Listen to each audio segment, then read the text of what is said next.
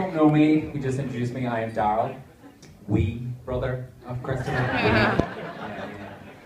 Also known by Christopher as Long Tall Sally. Don't ask me why. But listen, for you though, you later that don't know me as well, call me by my full name, Daryl. Do you want to drink?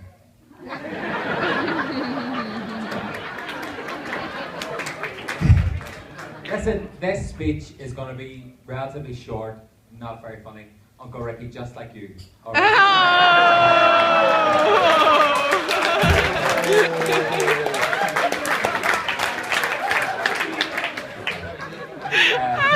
But seriously though, before I turn to this man right here, how gorgeous does Christine look today?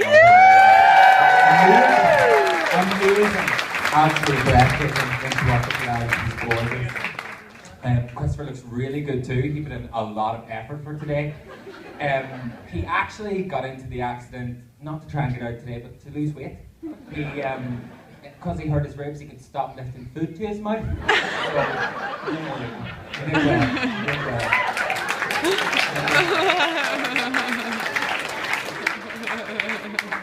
But really though, what I want to say is, thank God that's over. Because, see, for the last couple of years, it's all anybody talked about, and I've honestly had enough.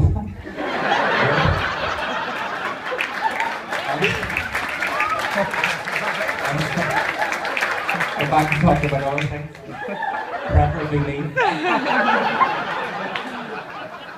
So, another thing when they were planning the wedding, there was some trouble with the seating plans, so I'm just throwing this out to everybody here. Seating plans. See everybody sitting right here in front of me? They actually give the best presents. Alright.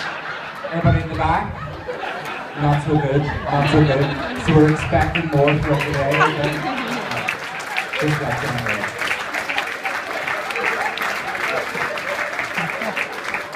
Speaking of today and getting today organised, the RSVPs.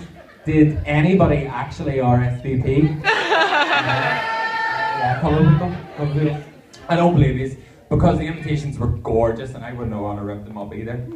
But actually, Aoife, my stunning sister over there, yeah! But she RSVP'd for a +1 just for an extra bit of food. Really though? But really though? Ricky, again, I come to you. He had a few trouble. He saw the +1 and he couldn't figure out the answer. So okay, we got it sorted, Ricky, we got it sorted.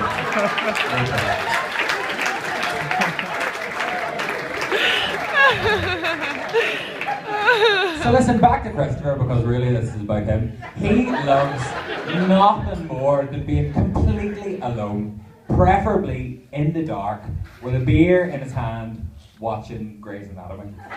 And people say that we're not right, you know?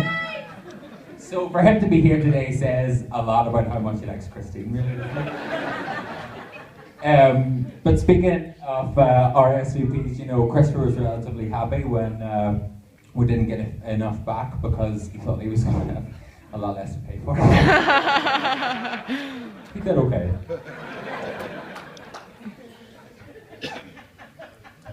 Despite being a self-confessed miserable bastard, Christopher is actually a great big brother, honestly. He's taught me a few great lessons over the years. Now wait for this. Number 1, going to the bathroom outside is a brilliant idea. Seriously, wait for it. So Christopher told me that going to the bathroom outside is good for the environment. It actually happened. He told me it was good for the plants, it was good for the grass. So, look at. Fast forward a couple of weeks, I'd done this a couple of times in the dark. My dad hadn't noticed. And then it came 16. It came one night when Christopher was in the wee living room, had saw me outside doing my business, and had absolutely fallen on the floor with laughter. Dad heard this, ran outside, clipped me around the lugs, and dragged me back in, cack still around the ankles. See? Lesson number 2. Cats should undergo regular survival training. When I was working in America, Christopher sent me a full photo album of my kitten at the time, months old, Dave, in the middle of survival training. One of these photographs were of Dave in a readily dug grave for when he would inevitably fail the survival training and just die. Again, this actually happened. Great Big Brother. Number 3. Football chants are a great way to fit in. So, for those of you that don't know, I'm not a keen footballer. Don't know that much about sport.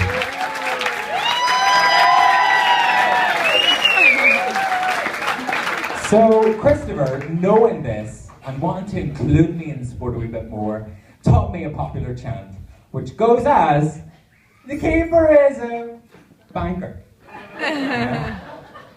So, fast forward again a couple of weeks. I'd never sang it before. We're at a family barbecue Saturday evening. Me and Tony and a few people playing football. Somebody scored a goal against the keeper. Of course, I do the chant. Dad hears it again, comes, clips me right there. We're on to the most important one now. 4th and final life lesson. Conceal who you have feelings for until you're ready to come out. I have a point. Christine wasn't always known to our family.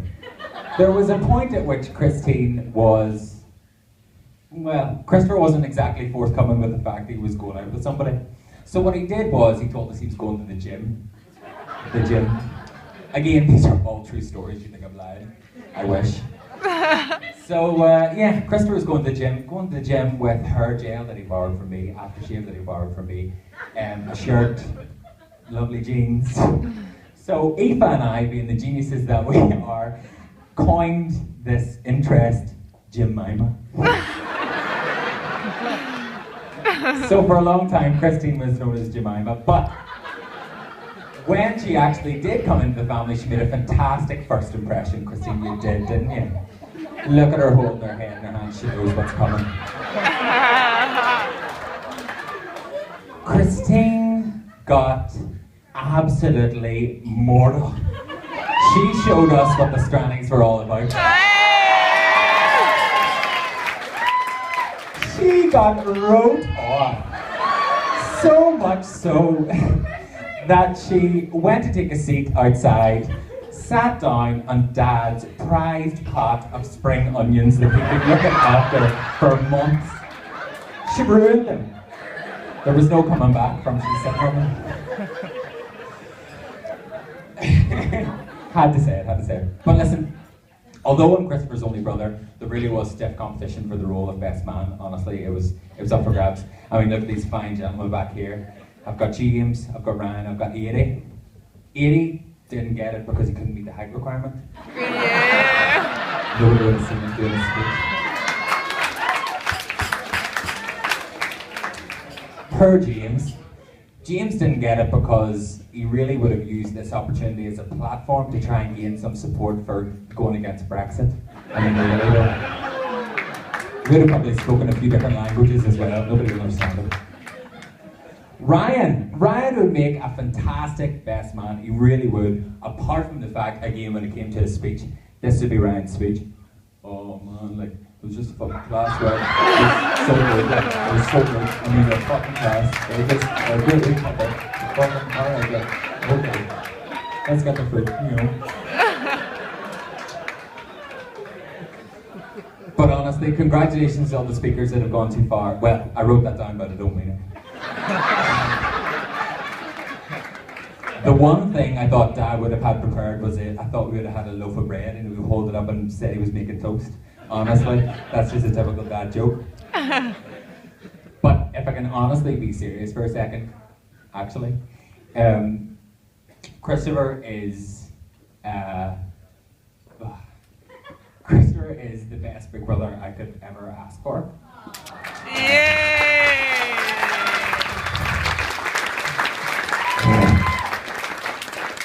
For for a number of reasons, and I genuinely mean this.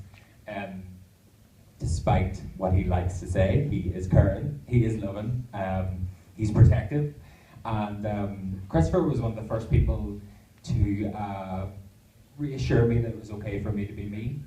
And I will only say this once, but I really love him.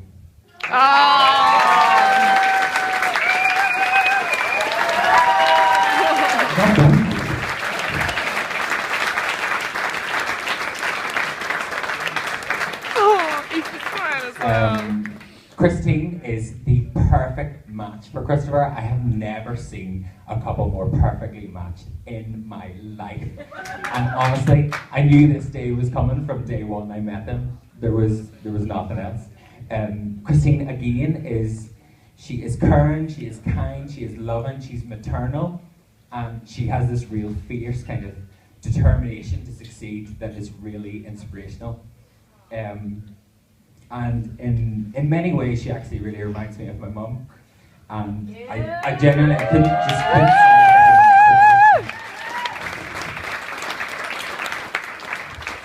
So, I'm wrapping it up.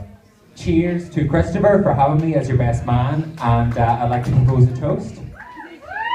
Here is to the bride and groom.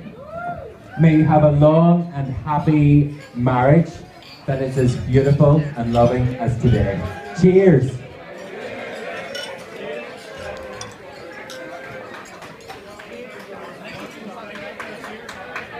So thank you all for listening to the speech. I want to call up my uncle Ricky, who I tore apart in the speech. He's got a special surprise for Christine that he wants to give to her right now. Ricky, I'll move you on your way.